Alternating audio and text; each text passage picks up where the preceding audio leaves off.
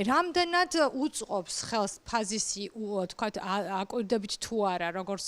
კოლეჯი რომ გქონდეთ სპეციალური პროფესიები ჩვენ ახლა ამჟამად ვახორციელებთ პროგრამებს აი შედუღებაზე ვისაუბრეთ ელექტროობას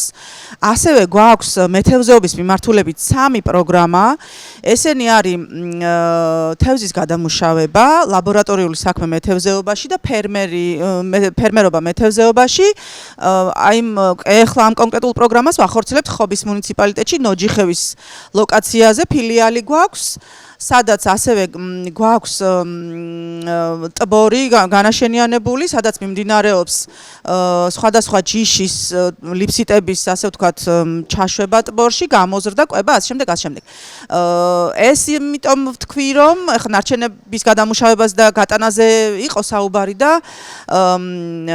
ეს პროგრამები აღჭურვილი არის ძალიან მაღალი სტანდარტის აღჭურვილობებით და მასალანედლეულით, რაშიც იგულისხმება როგორც ქიმიური ასე ვთქვათ რეაქტივები ლაბორატორიული საქმის მიმართულებით, ასევე გადამუშავების მიმართულებითაც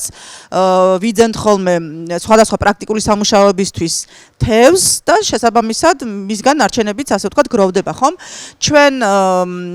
ხელშეკრულება გვაქვს დადებული შესაბამის ორგანიზაციასთან ყველა ნარჩენი თავის ასე ვთქვათ შესაბამისად იფუთება სხვადასხვა ლაგდება სხვადასხვა ასე ვთქვათ ყუთებში, დიახ, კონტეინერში და ესე გაგვაქვს ასე ვთქვათ ნარჩენები, თუმცა შემდგომი ასე ვთქვათ ნარჩენების გატანილი ნარჩენის მოხვედრა უკვე ვისაუბრეთ ალბათ სადაც ხდება, ანუ ერთიან ასე ვთქვათ ხო, ნაგავსაყრელზე. ადგილობრივ დონეზე არა გვაქვს იმდენი ასე ვთქვათ რესურსი, რომ ჩვენი ძალებით ასე ვთქვათ ეს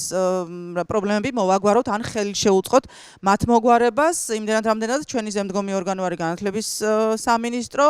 უნარების სააგენტო, ინფრასტრუქტურის სააგენტო, რომელთან შეთანხმებითაც ჩვენ ვოპერირებთ 2 ლოკაციაზე.